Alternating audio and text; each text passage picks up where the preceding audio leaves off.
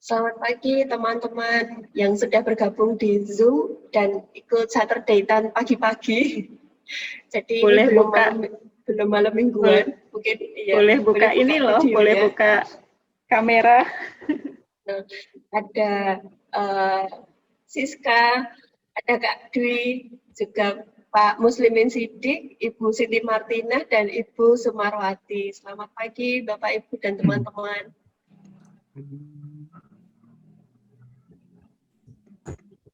Belum menjawab. Selamat pagi Ibu Ke dan Bapak Ibu semua. Hai Pak Dwi. Selamat pagi Mas Dwi.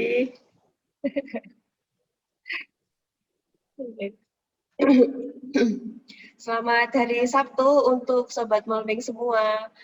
Senang sekali hari ini Saturday Quiz tampil beda dari biasanya karena hari ini Saturday Quiz goes to webinar dengan 3 tamu bicara yang tentunya sangat luar biasa. Dan menjadi lebih spesial karena hari ini Sobat Malming juga ikut hadir di webinar dan juga bisa ikut ngobrol bareng dengan narasumber.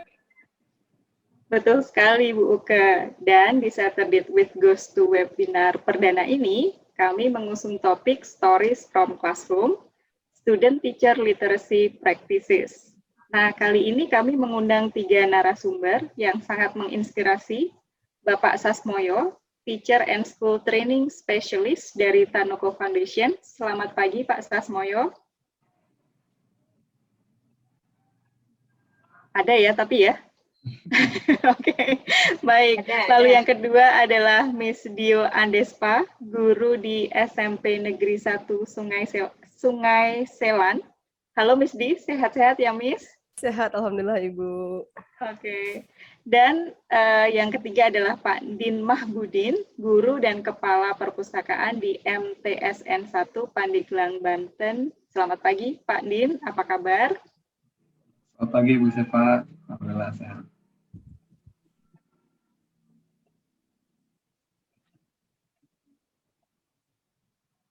Terima kasih banyak untuk waktunya kepada Pak Din, Misdi, Pak Sas untuk berbagi hari ini. Sangat menyenangkan bisa bertemu dengan bapak-bapak dan ibu-ibu yang luar biasa ini. Tapi sebelum kita mulai acaranya hari ini, saya akan membacakan sedikit susunan acara kita pada hari ini. Yang pertama, kita akan berbicara atau berdiskusi dengan Pak Din dan dipimpin oleh Bu Yusefa selama kurang lebih 15 menit. Lalu yang kedua, kita akan berdiskusi dengan Budi, yang akan dipandu oleh Bu Uke, dan sesi terakhir adalah dengan Pak Sas yang akan saya pandu sendiri. Dan mungkin tanpa berlama-lama lagi supaya ngobrolnya lebih asik, saya persilahkan kepada Bu Yusefa untuk memandu acara kita. Silahkan Bu Yus. Ya, terima kasih Mas Thomas. Baik, Sobat Malming, kita sebutnya Sobat Malming saja ya. Bapak, Ibu, adik, kakak, om, tante, pokoknya semua Sobat Malming ya. Oke. Nah, sebelum sesi dengan Pak Din ini akan dimulai, saya akan membacakan sedikit bio dari Pak Din ya. Pak Din Mahbudin. Nama tenarnya siapa? Pak Din ya. Kayaknya ini udah lumayan terkenal kok. Guru bahasa Inggris dan kepala perpustakaan MTSN 1 Pandeglang, Banten. Nah, Pak Din tentunya domisilinya ada di Pandeglang. Hobinya ini katanya Sobat Malming adalah 2R. Gitu ya Pak Din ya. Running and reading. Wow. Jadi lari sambil baca. Itu gimana Pak Din? Itu memang benar lari sambil baca atau lari dan baca Pak Din? Nanti gitu. Saya suka olahraga lari. Oh gitu. Lari pagi. Oh gitu. Membaca. Sama loh kayak Bu Uke. Bu Uke tuh juga suka lari. Lari juga ya. Dari kenyataan Pak. Baik. Nah ini buku favorit Pak Din adalah Sang Pemimpi dan Eden karya Pak Ci Andrea Hirataya. Dan ini yang berikutnya perlu saya bacakan nggak ya ini supaya Bu Uke agak blushing ya. Salah satu great things happen dalam perjalanan mengajar Pak Din, terutama dalam English teaching, adalah waktu Pak Din ikut workshop Extensive Reading Roadshow di Atmajaya tahun 2018 ya. Dan sepertinya memang di situ kami mulai mengenal Pak Din. Waktu itu pematerinya ada Pak Willy, Rockworry, Bu Anita, Bu Uke, dan saya. Baik, Sobat Maming, jadi webinar kali ini itu sedikit berbeda dengan webinar yang lain karena nanti ini sesinya itu lebih ke talk show ya, jadi tanya jawab begitu. Nah nanti Sobat Maming juga bisa diberikan kesempatan untuk bertanya kepada narasumber. Pak Din, saya mau bertanya. Menurut Pak Din, mengapa perpustakaan dan pustakawan memiliki peran yang penting dalam usaha menggalakkan program literasi? Terima kasih Ibu Zepa, teman-teman Sobat Maming yang sudah bergabung. Saya Andin dari Pandeglang, saya Kepala Perpustakaan. Jadi tugas utama sebagai guru bahasa Inggris, kemudian diberikan tugas tambahan sebagai Kepala Perpustakaan. Jadi banyak Bu Zepa ya, kalau di kita nih masih pustakawan itu masih sesuatu yang asing ya, sesuatu yang kurang populer. Kemudian kalau di satuan pendidikan itu biasanya orang-orang yang kurang kompeten disimpan di perpustakaan gitu ya, untuk mengelola perpustakaan. Nah, pustakawan itu padahal memiliki peran yang sangat penting dalam menumbuh kembangkan budaya literasi. Jadi sebetulnya pustakawan itu mengapa dia punya peran penting, karena memang peran perpustakaan itu dalam undang-undangnya nomor 43 tahun 2007 tentang perpustakaan itu ada 5 fungsi perpustakaan. Jadi perpustakaan itu dia sebagai institusi pengelola koleksi, karya tulis, karya cetak, karya rekam secara profesional dengan sistem yang baku untuk memenuhi kebutuhan 5 pemustaka. 1, kebutuhan pendidikan, 2, kebutuhan penelitian, pelestarian, kemudian informasi dan rekreasi para pemustaka. Nah, dari kelima fungsi perpustakaan itu, maka pustakawan memiliki peran strategis di garda terdepan untuk menyebarkan budaya membaca. Jadi memang tugas dan fungsinya pustakawan itu adalah untuk menyebarkan, untuk menumbuh kembangkan budaya literasi, budaya membaca dan menulis. Itu ada satu, terus saya mau menambahkan begini Bu Zefa ya. Jadi banyak berpikir bahwa pustakawan itu memang wajib untuk menumbuh kembangkan budaya membaca. Tapi sesungguhnya yang punya kewajiban juga itu adalah satuan pendidikan. Satuan pendidikan juga itu punya kewajiban untuk menumbuhkan budaya literasi. Dalam Undang-Undang Sistem Pendidikan Nasional kita, itu jelas di situ pasal 4 ayat 5 dijelaskan bahwa pendidikan diselenggarakan dengan mengembangkan budaya membaca, budaya menulis, dan budaya berhitung. Nah, jadi semestinya setiap satuan pendidikan itu dia punya kewajiban untuk mengembangkan budaya membaca, budaya literasi itu. Kemudian program literasi juga ini diteruskan dengan peraturan Menteri Pendidikan dan Kebudayaan nomor 23 tahun 2015, itu bahwa yang paling terkenal ini adalah sekolah wajib menggunakan 15 menit sebelum pembelajaran untuk membaca buku selain buku mata pelajaran. Nah, jadi satu, peran pustakawan sangat penting untuk menumbuh kembangkan budaya literasi itu karena memang tugas dan fungsinya sebagai untuk menyebarkan tadi 5 fungsi perpustakaan. Dan yang tak kalah penting juga adalah satuan pendidikan juga punya kewajiban untuk mengembangkan budaya membaca. Itu Bu Yusefa. Terima kasih banyak Pak Din penjelasannya. Ini menarik sekali nih ya. Nah, akhir-akhir ini atau sebenarnya sudah beberapa waktu ini program literasi itu kan semakin ditekankan ya Pak Din, baik di masyarakat secara umum maupun di sekolah. Nah, sebenarnya langkah apa sih yang bisa diambil oleh pustakawan untuk mengambil peran aktif program literasi ini? Jadi harapannya kan nggak hanya pustakawan itu duduk di library hanya melayani peminjaman dan pengembalian buku ya. Nah, sebenarnya langkah apa sih yang bisa dilakukan? Langkah lebih untuk pustakawan ini, Pak Din. Iya. Bu Siva gini ya, jadi banyak pustakawan yang pertama mungkin harus menekankan dalam hati, dalam etikat sendiri bahwa ini adalah tugas saya, kemudian saya ingin membuat sesuatu ya di bidang perpustakaan ini. Jadi hal yang paling utama adalah niat. Ini langkah bagaimana sih menjalankan program literasi ya. Ini karena ada beberapa tahapnya. Pertama, inisiasi kebulatan tekad untuk memulai program literasi. Tentu inisiasi ini muncul karena adanya keyakinan bahwa literasi adalah program inti, literasi adalah prioritas. Maka inisiasi kebulatan tekad untuk melangkah membuat sesuatu program literasi ini menjadi hal yang utama. Yang kedua, tentu dibuat dengan perencanaan. Bagaimanapun, bagaimana cara kita bisa menjalankan dengan baik kalau tanpa perencanaan. Dan yang tak kalah penting, yang ketiga adalah pembiayaan.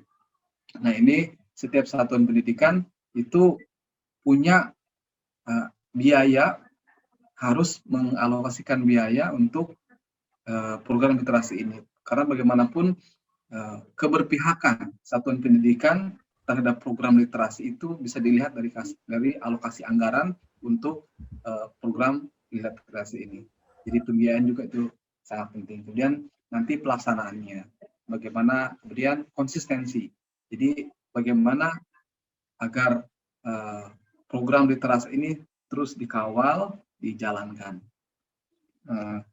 Ada yang perlu saya sampaikan bahwa kenapa banyak perpustakaan, mungkin masih banyak perpustakaan di kita itu yang masih seolah-olah tidak maju, tidak bergerak. Perpustakaannya hanya jalan di tempat misalnya. Karena memang itu niatnya ada, kemudian keinginannya ada, tapi ketika pembiayaan tidak ada, itu maka tidak bisa jalan.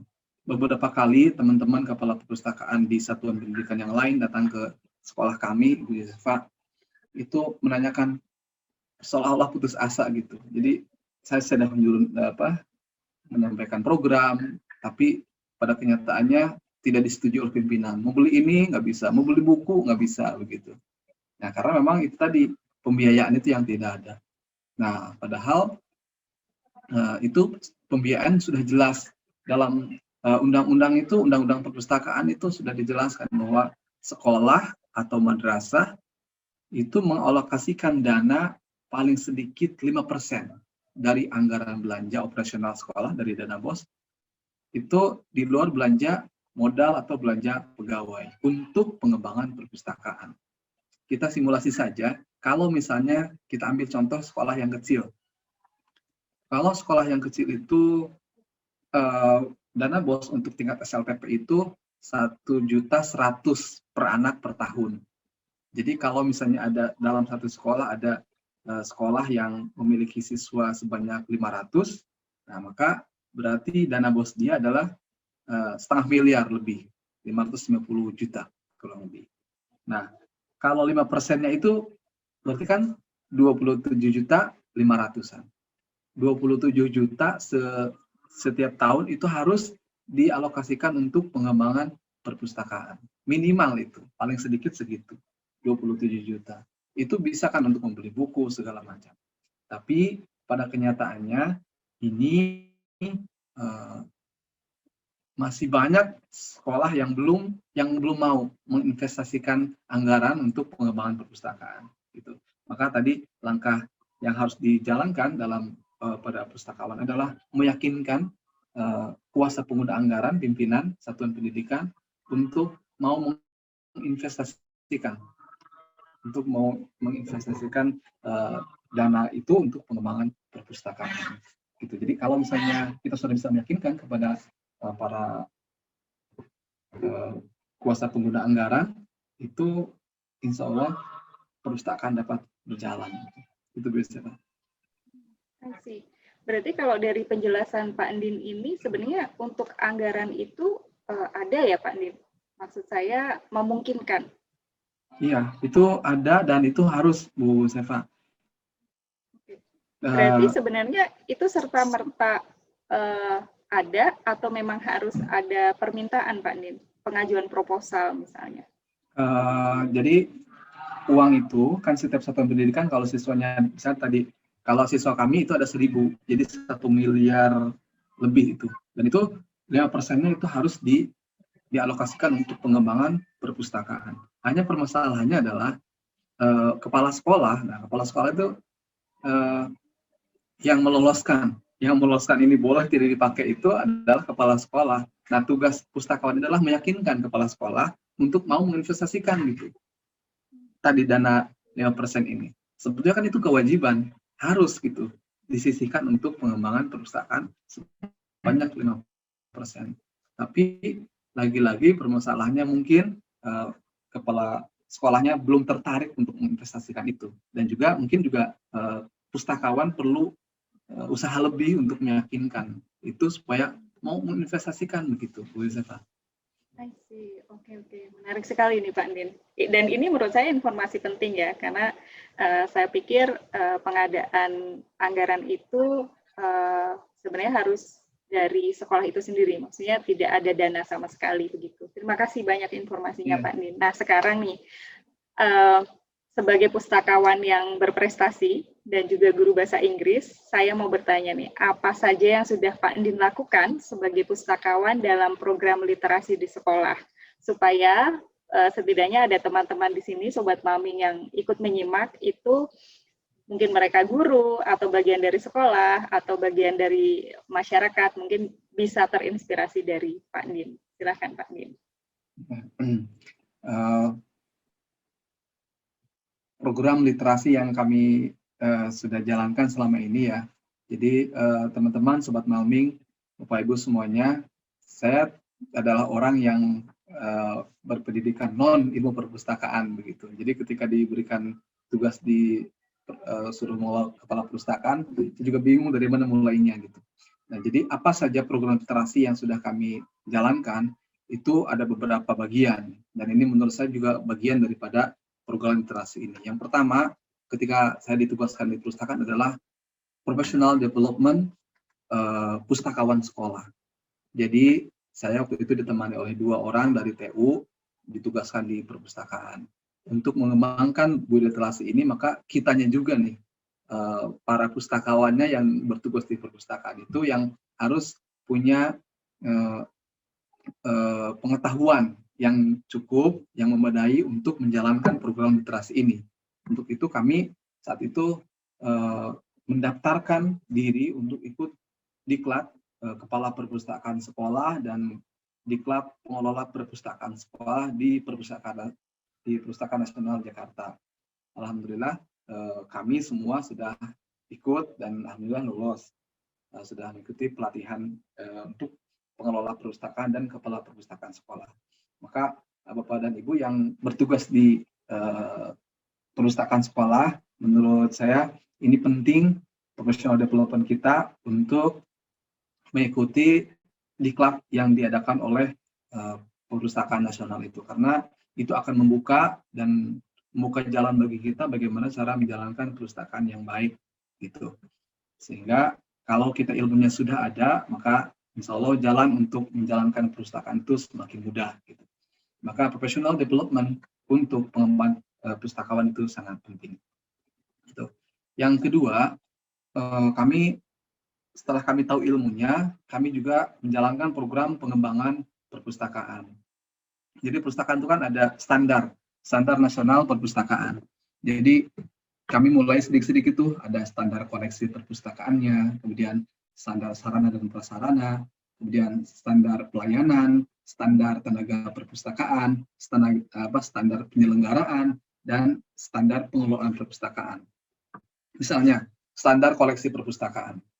Berapa koleksi yang dimiliki oleh perpustakaan sekolah kita kebanyakan? Itu kalau yang saya lihat sebagian besar itu adalah koleksi yang dimiliki perpustakaan kita itu di sekolah-sekolah itu masih hanya koleksi buku teks. buku paket. Padahal dalam ilmu perpustakaan itu buku koleksi, buku teks itu yang ada di perpustakaan itu tidak dihitung. Jadi setiap satuan pendidikan itu minimal harus memiliki koleksi buku, bukan buku paket, tapi buku koleksi perpustakaan ya, bukan buku pelajaran, itu minimal 1000 judul. 1000 judul untuk sebuah perpustakaan itu disebut perpustakaan. Nanti ada standarnya, misalnya untuk sekolah yang memiliki 19 rombel ke atas, itu minimal harus memiliki koleksi buku non buku teks, tidak dihitung ya, buku teks. Jadi buku-buku referensi, buku-buku koleksi perpustakaan itu minimal 2.500 judul. 2.500 judul untuk sekolah yang memiliki 19 sampai ke atas rombongan belajar gitu. Nah, itu yang kami perjuangkan itu Bu Yosefa. Jadi bagaimana kita mau memberikan layanan ke perpustakaan kepada pemustaka kalau perusahaan kita juga tidak ada yang dilayankan. Memang emas kita, inti kita kan buku ya. Nah, kalau buku kita tidak lengkap, koleksi kita tidak lengkap, itu bagaimana? Nah, maka bukulah itu yang kami berusahakan setiap tahun. Kami mengoperasikan itu rata-rata 56 juta setiap tahun untuk membeli buku-buku koleksi. Buku koleksinya juga itu buku koleksi yang disenangi oleh anak. Gitu. Karena yang akan membeli juga anak. Gitu. Maka ketika akan pembelian buku, itu di samping kami survei ke pasar, di samping kami juga lihat di toko buku, kami juga menyebarkan angket pada siswa di madrasah kami, di sekolah kami. Kamu senang buku apa? Kamu boleh buku apa? Nah, itu yang akan lalu mereka menuliskan judulnya ini, saya pengen baca ini, gitu. Lalu kami ajukan dalam program pembelian buku setiap tahun. Gitu. Nah, itu untuk pengembangan di perpustakaannya.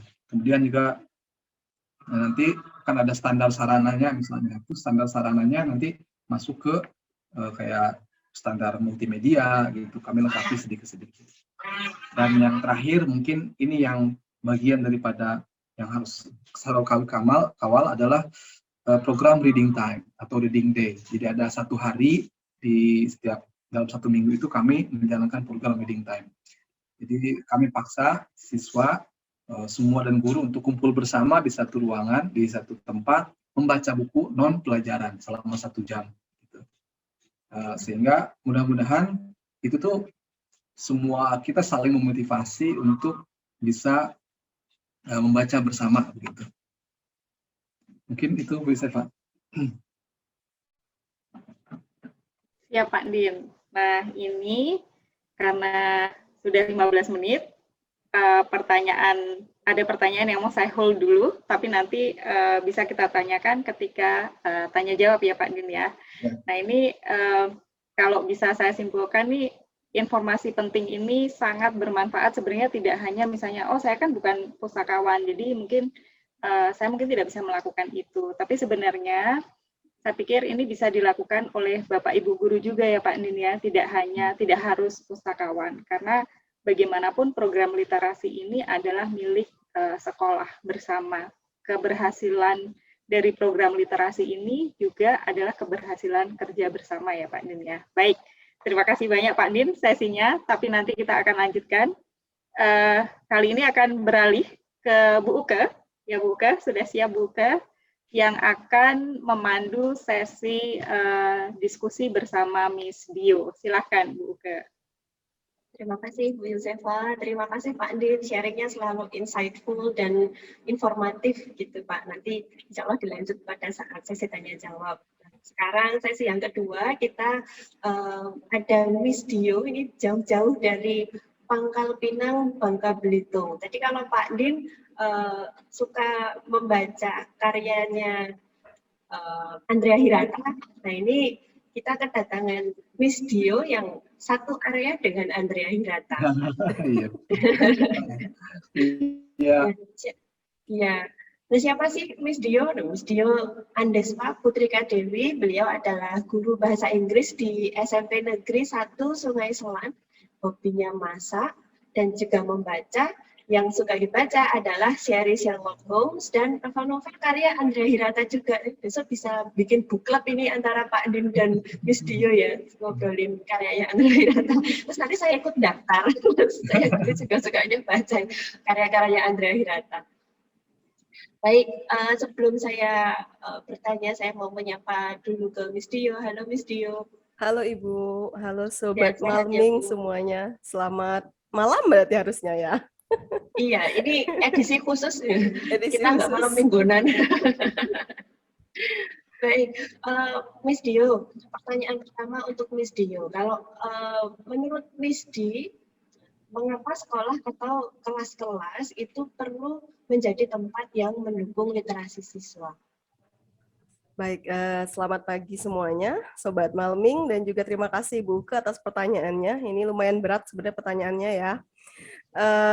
Mengapa sekolah atau kelas perlu menjadi tempat yang mendukung bagi literasi tadi Bu ya? Saya bercerita mungkin dalam perspektif saya sebagai guru di daerah dulu. Jadi kami di daerah ini memang memiliki banyak keterbatasan untuk akses buku, salah satunya.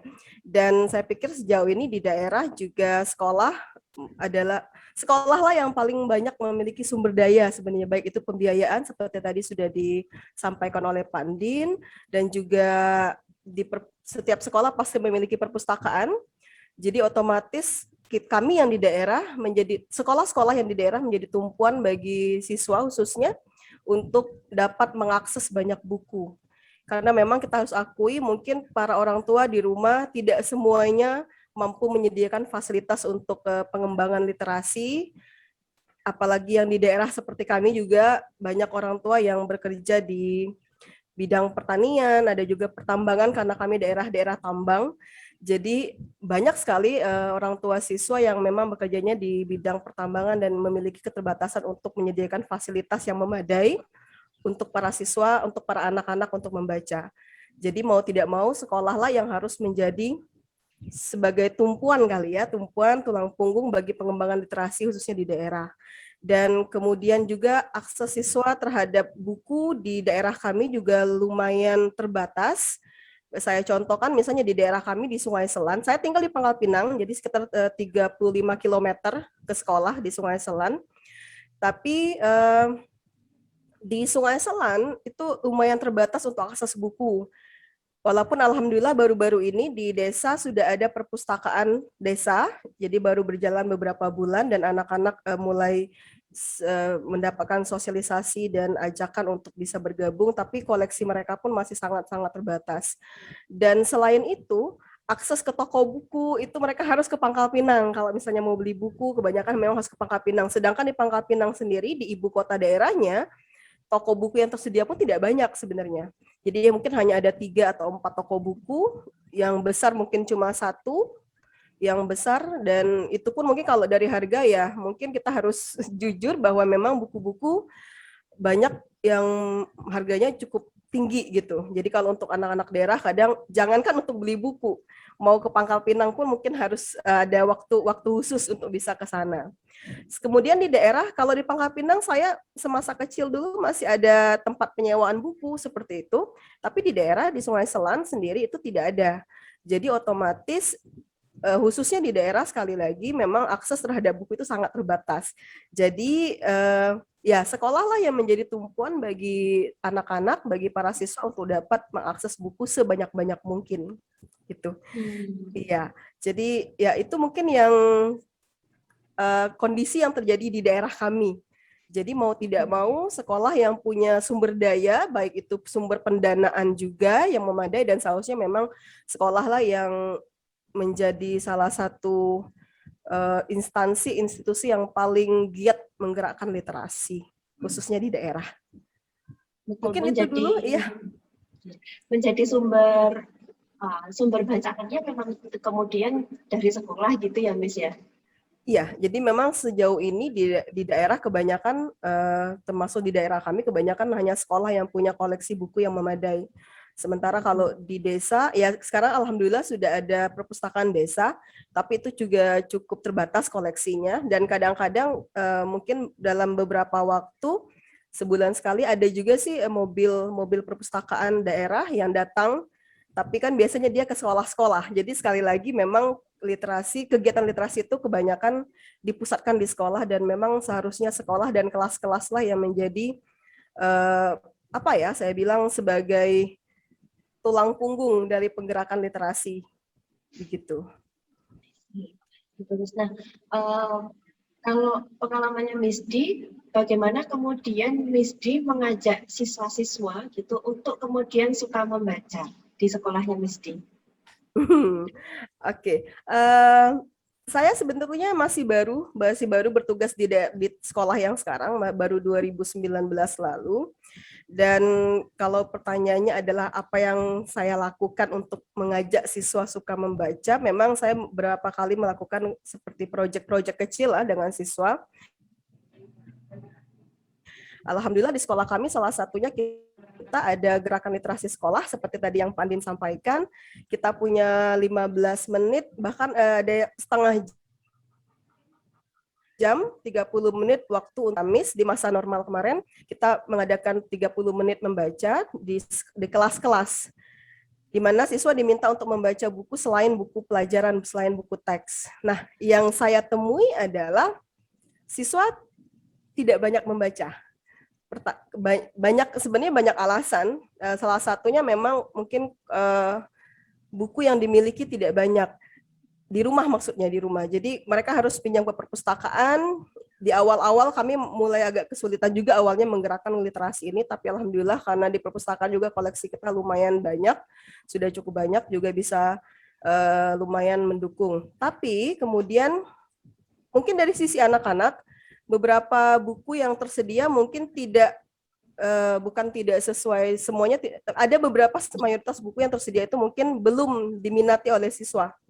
Nah, yang saya lakukan bersama anak-anak adalah saya kemudian mengajak mereka menggunakan jam literasi ini dengan mengadakan kegiatan tidak hanya membaca, tapi juga ada kegiatan sampingan. Dan saya sebut proyek ini sebagai tas buku. Jadi saya bawa koleksi yang saya punya dari rumah ke satu tas, itu sekitar 36 sampai 40 buku. Dan biasanya dalam 1 bulan itu saya rolling, jadi ada yang dikeluarkan terus masuk koleksi baru. Dan itu yang saya pinjamkan ke siswa saya. Jadi memang masih berlaku di kelas saya saja, karena wali kelas. Jadi di kelas yang saya bimbing, mereka punya kesempatan untuk memilih buku yang mereka suka. Jadi kalau mereka bisa pinjam dari perpustakaan, kalaupun mereka tidak menemukan buku di perpustakaan yang mungkin cocok buat mereka, mereka bisa ada opsi lain, yaitu dari koleksi tas buku yang saya punya. Dan kebanyakan seperti novel, seperti itu, kemudian buku-buku pengetahuan untuk anak-anak, itu juga diminati oleh mereka. Dan selain itu, kami juga mengadakan tadi kegiatan sampingannya. Jadi ada kegiatan follow up.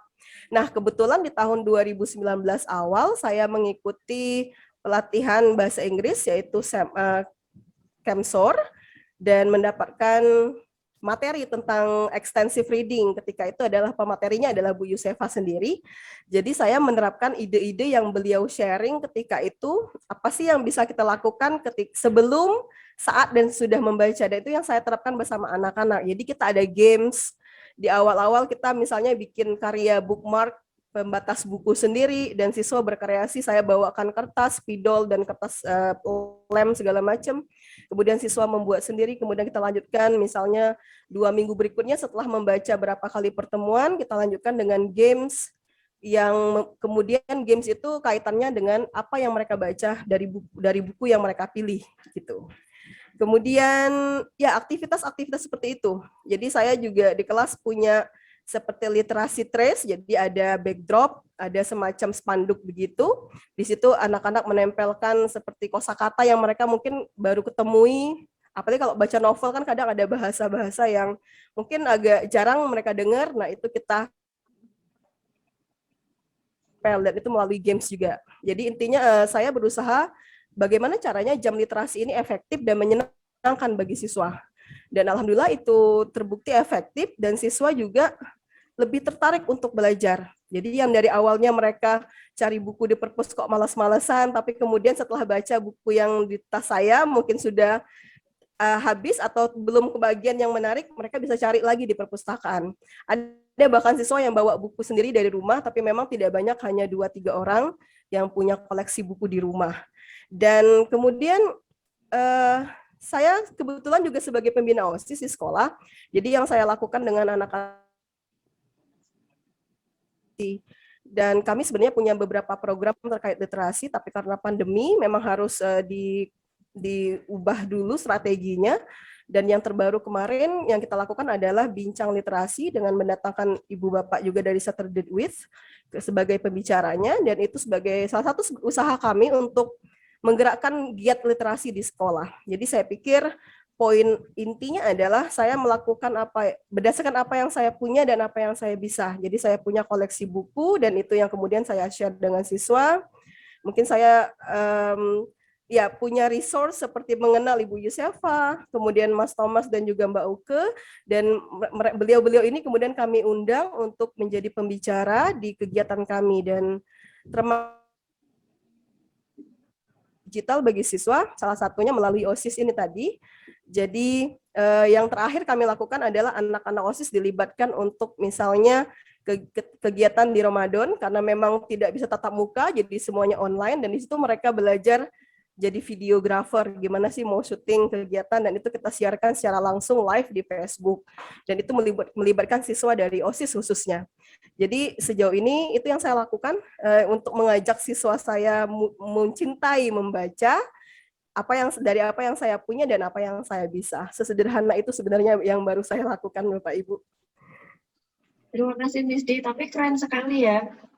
Sesederhana itu, tapi menurut saya itu impact-nya sudah luar biasa. Miss Di membawakan akses-akses yang dibutuhkan siswa melalui koleksi Miss Di sendiri. Kemudian saya yang sangat amazed itu waktu kita ketemu pertama kali itu, Miss, adalah pelibatan adik-adik OSIS gitu ya, Miss ya. Ya. Jadi mereka sendiri itu terlibat di kegiatan penguatan literasi mereka, dan itu luar biasa. Sampai sekarang saya masih kalau ingat keren ya, ini adik-adiknya tuh ternyata tidak hanya itu diajarin bikin video, menjadi videografer dan yang lainnya.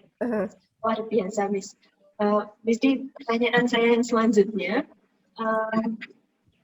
apakah kemudian orang tua juga turut terlibat gitu, Miss, di kegiatan literasi yang dilakukan anak-anak di sekolah?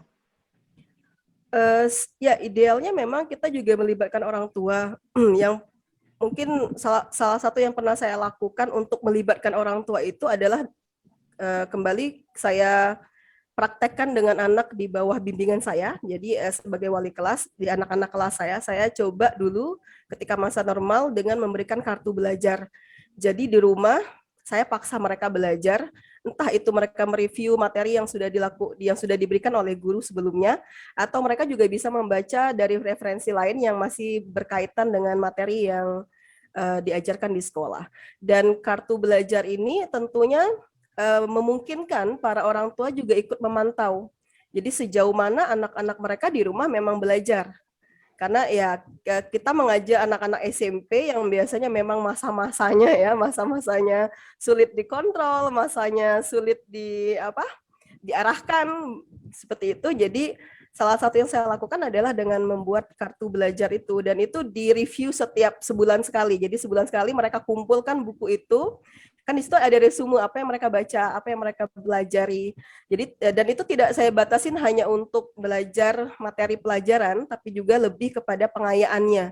Jadi kalau mereka sudah membaca satu materi, lalu apa yang mereka bisa lakukan untuk membaca referensi lain terkait materi tersebut. Makanya mereka jadi nanti ke perpus, lebih sering pinjam buku perpustakaan, dan saya pikir itu sudah lumayan efektif untuk melibatkan orang tua.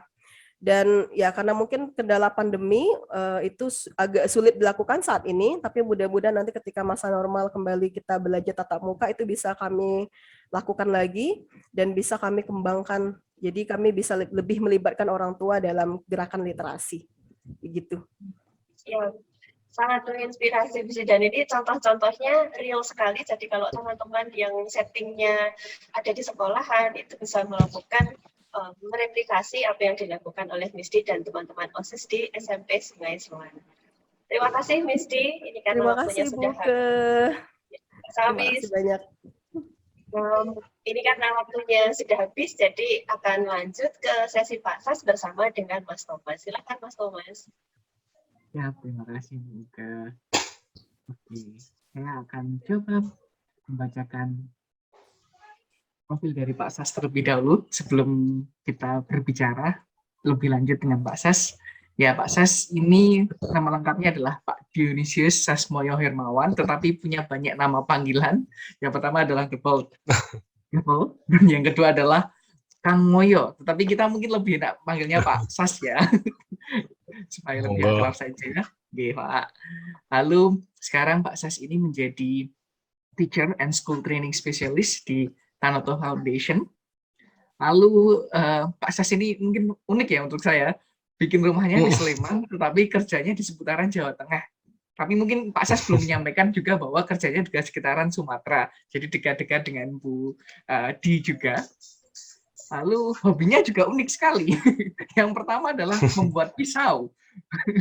Membuat pisau, lalu bersepeda, mancing, baca, nulis, dan yang terakhir belusukan. Nah, inilah yang akan kita coba gali lebih lanjut belusukannya.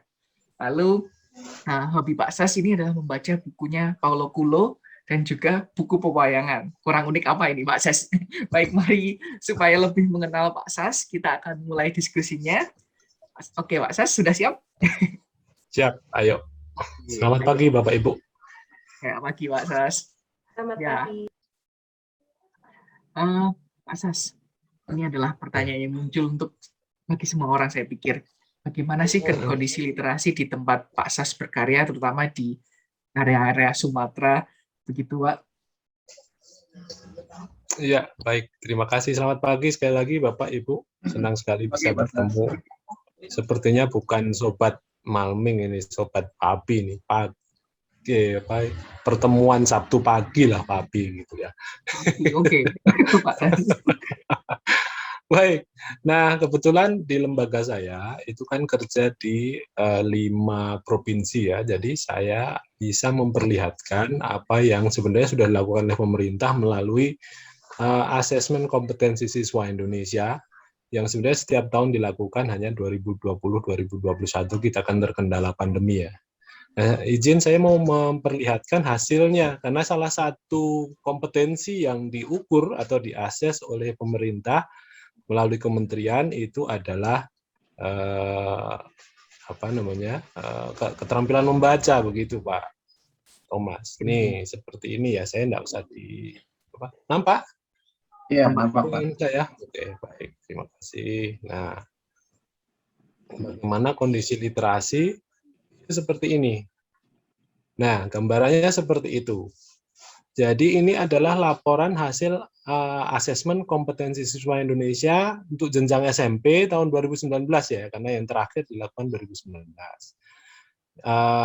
Data saya ambil dari Pusat Penelitian Pendidikan, Kementerian Pendidikan dan Kebudayaan. Ini khusus saya ambil yang membaca, karena ada 3 kompetensi yang diukur, membaca, lalu matematika dan sains.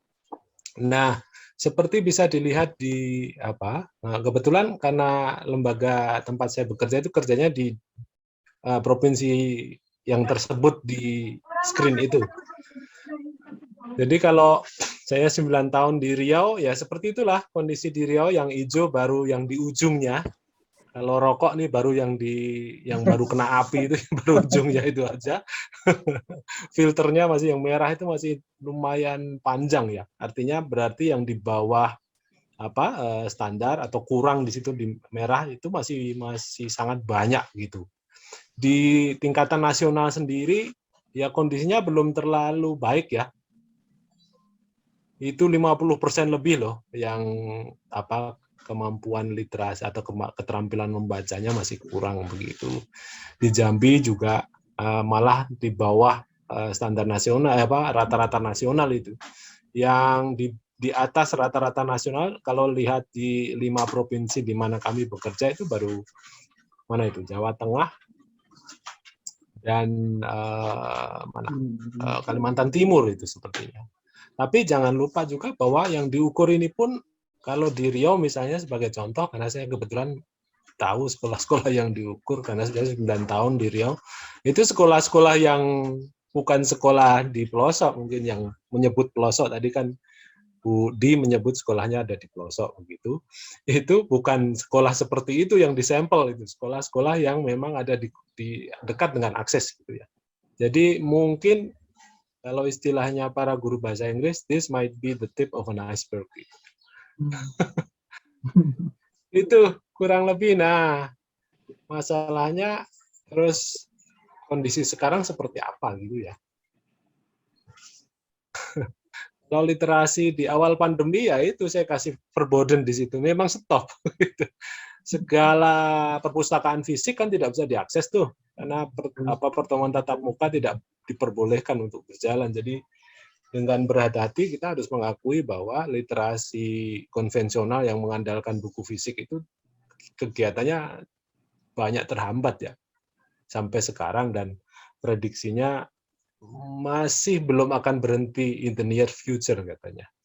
Itu. Nah, di awal-awal pandemi saya berinisiatif untuk kemudian berarti satu-satunya jalan kalau kita tidak bisa tatap muka harus tatap maya nih. Itu harus asinkronus mau tidak mau atau sinkronus dengan menggunakan media-media yang ada yang biasa dipergunakan gitu. Jadi saya memperkenalkan tiga hal ini.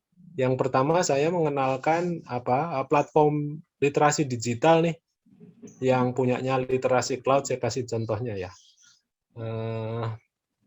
Ini saya tutup dulu sebentar. Saya kasih contohnya, kebetulan saya sudah buka tadi supaya loadingnya cepat. Saya share screen aja lah. Ini tadi saya sudah buka. Kalau di Literasi Cloud itu bentuknya seperti ini. Bapak Ibu punyanya Room to Read, dan ini reading listnya bisa di sort sendiri ya, mau pilih bahasa apa. Kalau untuk guru-guru bahasa Inggris kan tinggal ambil yang guru bahasa Inggris nih. Seperti ini. Kalau bahasa Indonesia seperti ini. Tapi kalau Pak Thomas mau pakai bahasa Myanmar ya silahkan juga. Saya juga tidak paham bahasa Myanmar. Gitu. Bahwa ada pilihan-pilihan seperti ini. Jadi kalau misalnya saya ambil yang bahasa Indonesia ya nanti yang buku-buku dalam bahasa Indonesia lah yang akan muncul. Saya misalnya ambil Stories from Indonesia gitu ya. Dan ini memang open source ya Bapak Ibu. Maksudnya boleh diakses oleh siapapun. Di dalamnya pun ada beberapa bacaan yang dibacakan oleh orang lain, sehingga kalau memang misalnya saya milih bahasa Inggris, bahasa Inggrisnya belum terlalu baik, ya saya tidak perlu takut karena ada yang di reading aloud di situ. Di sini sudah ada penjenjangannya level 1, level 2 sampai level 6. Jadi minimal cukup banyak membantu para guru untuk menentukan bentuk bacaan yang mana yang saya yakin para guru sudah terbiasa melakukan asesmen diagnostik nih. Oh, anak saya baru sampai level ini, inilah yang saya kirim gitu misalnya ya. Itu. Lalu yang kedua, kalau ini kan disediakan orang lain nih Pak Thomas.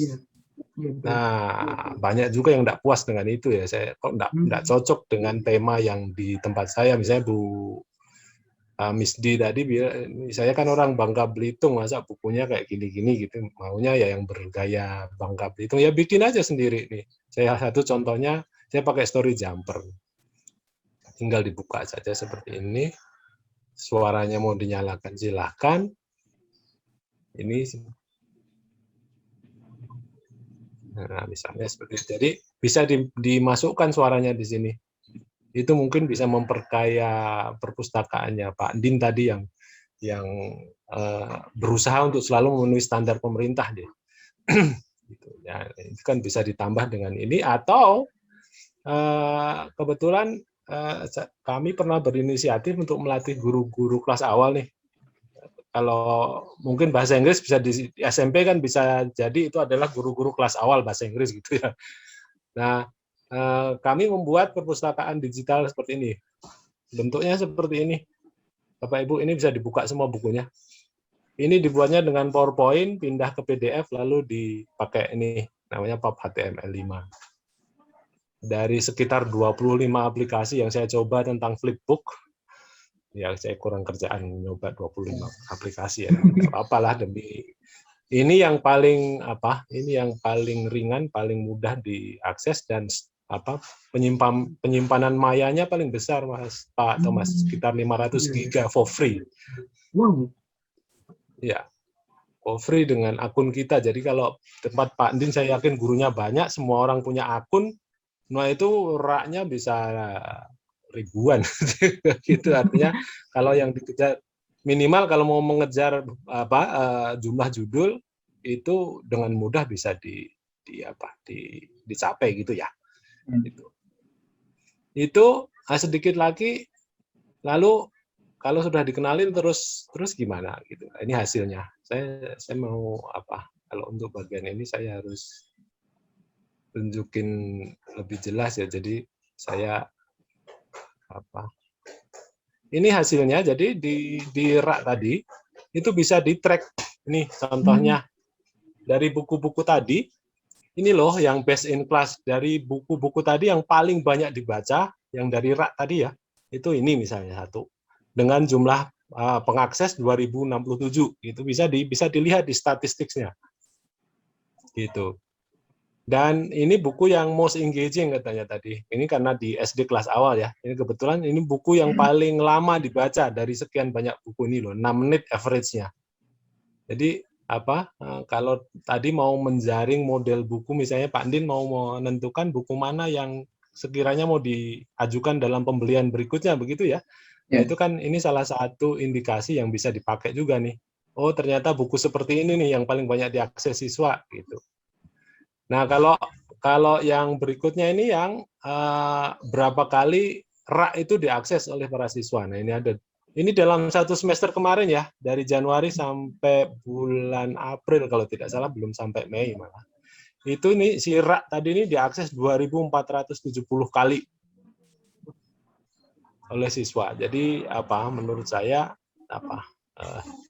ini loh dibaca 2.470 itu bukan angka main-main gitu. Jadi kalau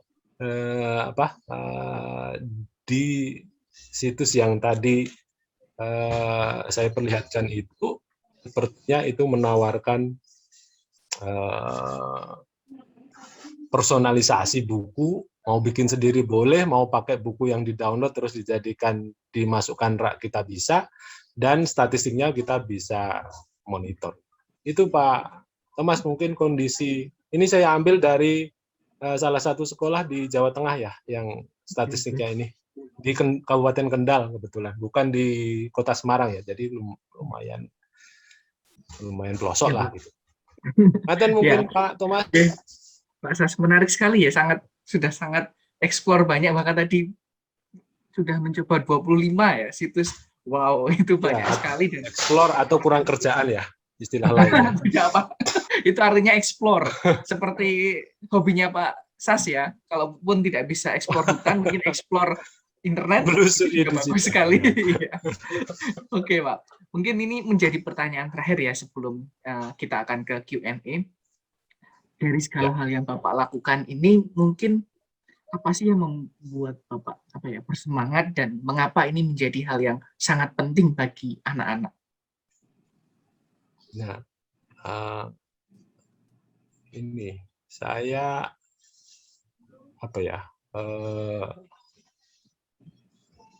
saya berpendapat bahwa ini saya mau share screen lagi ya, izin ya. Ini loh catatan besar menurut saya. Ya menurut saya nih. Ini kenapa? Why does it matter? Gitu. Apalagi yang bentuknya digital ya sekarang ini. Karena anak-anak kita ini kan digital consumer ya. Mereka konsumen digital. Dan perusahaan-perusahaan kan selalu menghujani mereka dengan produk-produk digital nih sekarang ini. Jadi they are digital natives. Berarti suku asli digital itu anak-anak zaman sekarang. Nah, dengan segala hormat, Pak Thomas bukan penduduk asli digital. Tapi karena kita berhubungan erat dengan mereka dan kita peduli dengan mereka karena kita peduli dengan masa depan mereka, ya kita harus menyesuaikan diri dengan mereka. Itu, menyesuaikan diri dengan kultur digital mereka menurut saya. Dan sayangnya anak-anak ini kan dihujani informasi nih yang di bagian bawah ya, sebelah kiri. Mereka ini kan ditimpa badai informasi. Setiap detik mungkin atau setiap sepersekian detik ada informasi baru gitu. Jadi keterampilan mereka untuk membaca dan memfilter informasi menjadi sangat krusial. Ya, kalau mereka tidak mempunyai keterampilan membaca dan ketertarikan membaca, saya takut informasi-informasi sebanyak itu tidak ada yang difilter, dan kita tahulah kalau orang kekenyangan informasi tanpa tahu mana yang benar, mana yang enggak, mana yang baik, mana yang enggak, ya kita tahu apa yang akan terjadi di masa depan. Nah, jadi membaca itu menurut saya kan itu kan melatih critical thinking, ini yang di atas bagian kanan. Critical thinking, melatih logika, melatih keruntutan berpikir itu.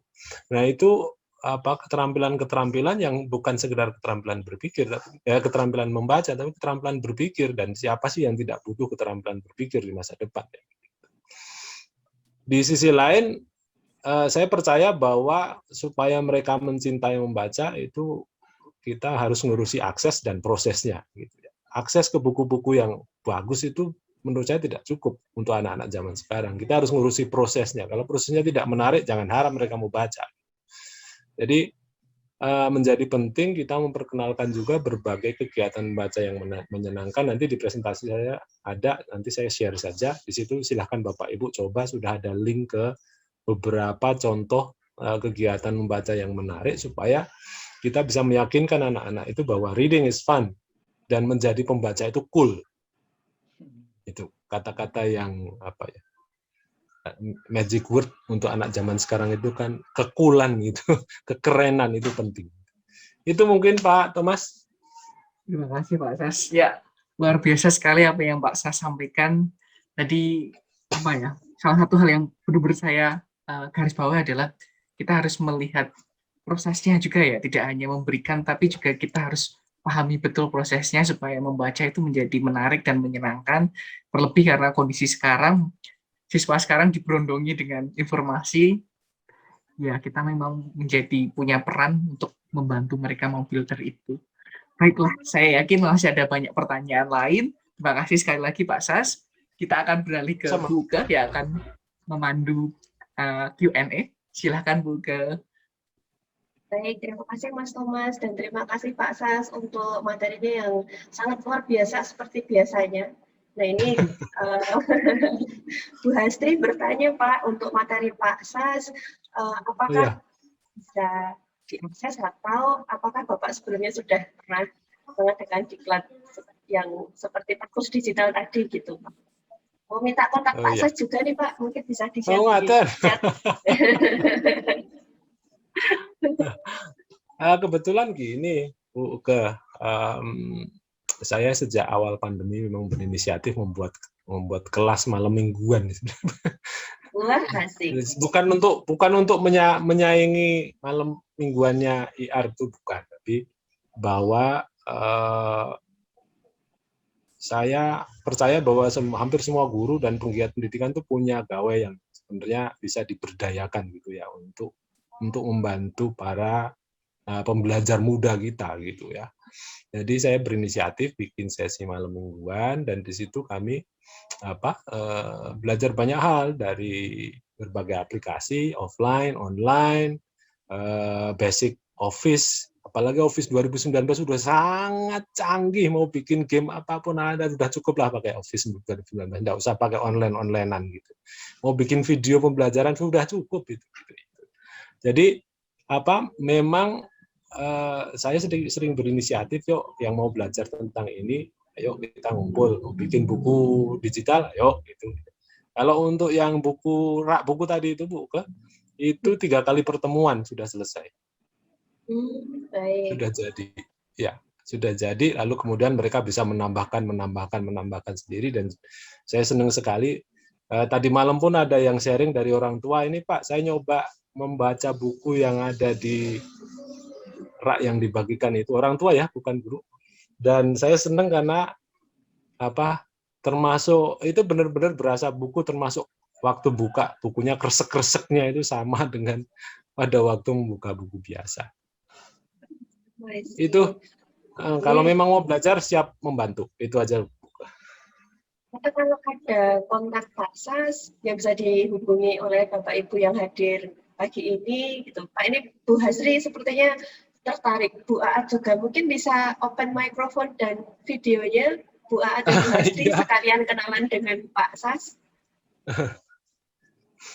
Nanti bisa diatur Bu Uga dan kawan-kawan lah kalau mau belajar bikin rak buku digital itu, ayo kapan gitu.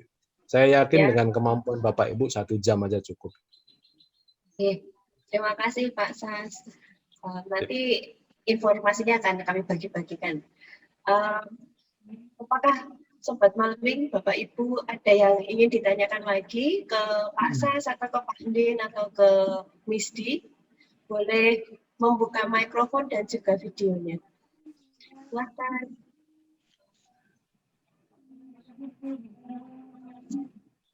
Bu Di itu mau tanya tuh sebenarnya. Atau saya mau tanya. Boleh sekali Pak Din. Monggo siap. Saya mau bertanya ke Pak Sas tadi. Menarik tadi yang disampaikan Pak Sas tadi. Tadi buku-buku yang di pub HTML11 itu, dia e-booknya itu berasal dari mana itu Pak?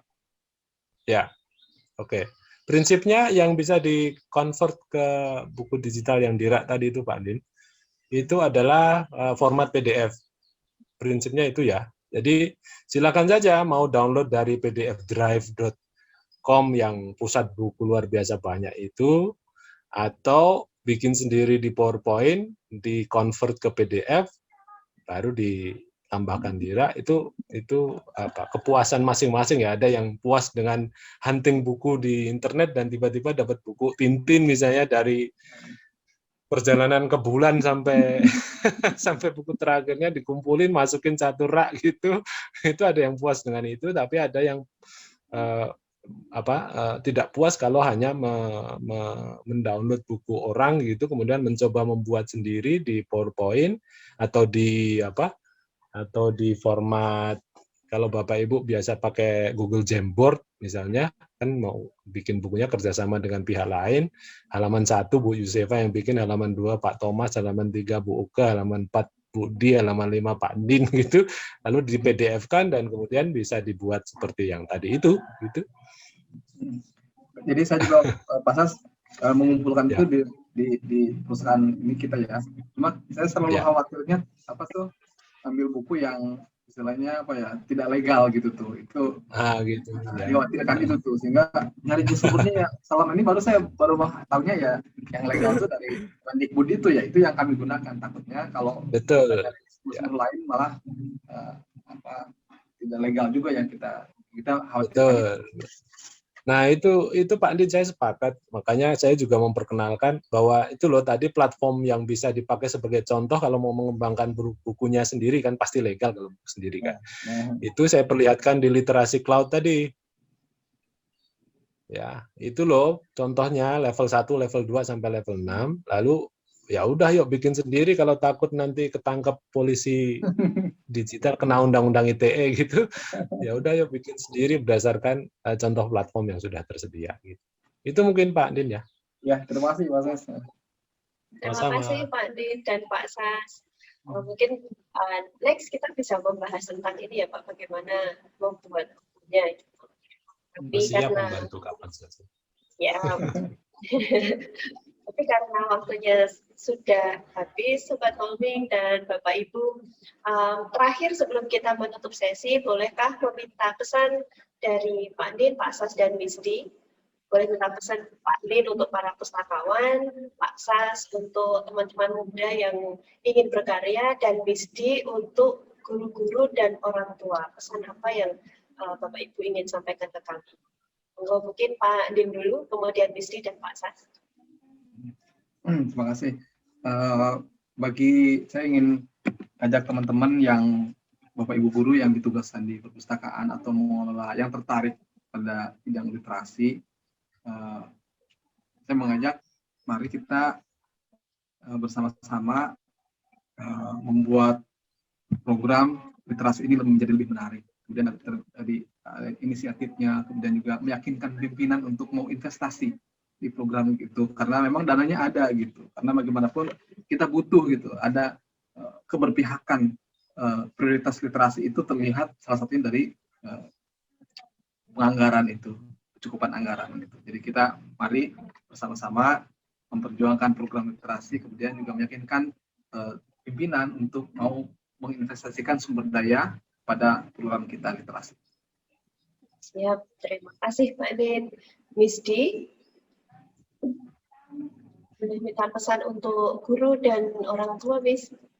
Baik, terima kasih Ibu. Mungkin pesan untuk sesama guru dan juga orang tua. Menurut UNESCO bahwa kemampuan literasi juga salah satunya dipengaruhi oleh pengalaman.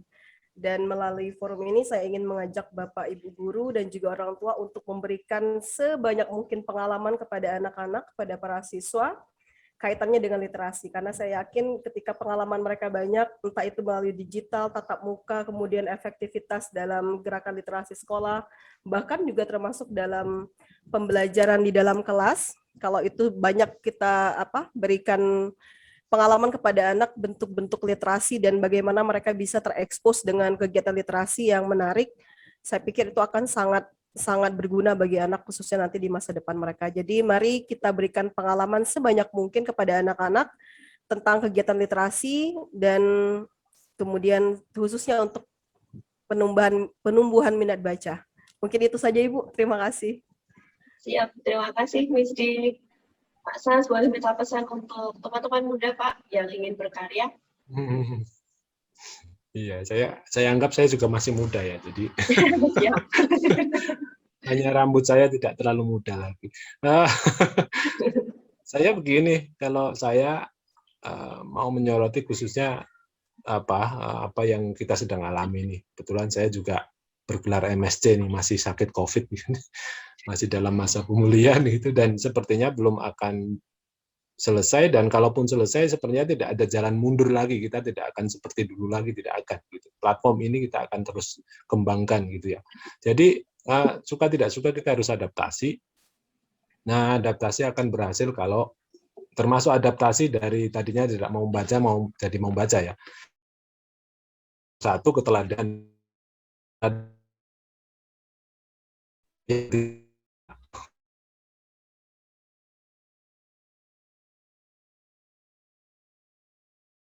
Baca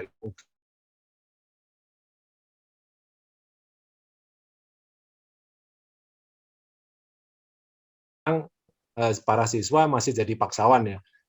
Kalau kasusnya membaca di sekolah, paksawan belum relawan gitu. Kasih waktu pokoknya 1 jam nih kamu harus baca gitu, paksawan, dengan harapan nantinya mereka menjadi relawan baca gitu ya. Tapi bahwa harus ada model-model pembiasaan, syukur-syukur dengan kegiatan-kegiatan yang menarik gitu. Dan bukunya juga menarik. Lalu yang ketiga, akses, mau tidak mau kita harus ngurusi itu, akses ke quality books atau quality literary resources dan fun activities yang berhubungan dengan baca itu, seperti tadi disampaikan Budi beberapa contoh, dan di chat room saya sudah mengirimkan presentasi saya, ada beberapa contoh juga untuk kegiatan-kegiatan yang baca yang menarik. Jadi menurut saya kuncinya itu Bu Uke, keteladanan, pembiasaan, dan akses. Siap, terima kasih Pak. Itu Terima kasih saja, Pak terima Din. kasih. Oke, terima kasih Pak Din, Pak Sas dan juga Miss D untuk sharing-sharing dan cerita-cerita dari ruang kelas dan ruang pembelajaran lain, dan juga pesan yang sangat powerful. Waktu yang sudah habis ini kita harus segera sudahi, tapi untuk Sobat Malming yang saat ini hadir, Bapak Ibu, saya berikan satu link untuk diisi. Untuk Bapak Ibu, Sobat Malming yang mengisi, nanti akan kami undi untuk mendapatkan satu voucher, book voucher senilai Rp200.000. Jadi untuk Bapak Ibu yang tertarik bisa mencoba untuk mengisi linknya. Terima kasih sekali. Saya lanjutkan ke Bu Yusefa dan Mas Thomas. Baik, terima kasih banyak Bu Uke. Pak Din, Pak Sas, dan Miss Di, terima kasih banyak juga karena diskusinya hari ini sudah meluangkan waktu meskipun Pak Sas tadi mengatakan bergelar MSC ya. masih sakit COVID dan iya, dan yang membuat saya terharu juga sebenarnya salah satu Sobat Malming yang ikut bergabung hari ini juga nampaknya baru saja bergelar MSC. Di sini Mrs. K. Jadi nanti Udah mungkin mantan selain sakit ngobrolin COVID apa masih sakit COVID? masih kayak Masih, Pak. masih jadi nanti Mrs. K mungkin selain mau ngobrol tentang literasi, kalau mau berlanjut dengan Pak Sas mungkin bisa bertukar pikiran juga tentang atau belajar dari Pak Sas bagaimana melewati masa-masa gelap kemarin ya Pak Sas ya. Mrs. K semoga lekas sembuh juga ya, kami doakan. Terima kasih. Nah, terima kasih sekali lagi Pak Sas, Pak Din, dan Miss Di. Ilmu dan waktunya kami bertiga sangat we really appreciate your sharing and also your time today. Ya, Mas. Kami juga sangat terima kasih kepada seluruh Sobat Malming yang hadir hari ini, yang selalu mensupport kami. Semoga selalu diberikan berkat kesehatan, terutama untuk Bu Siska yang katanya MSC juga. Tetap sehat, tetap semangat. Sampai jumpa di malam minggu. Iya. Sampai jumpa di malam minggu selanjutnya. Sampai jumpa Bapak Ibu. Di dalam ruangan. Bye-bye.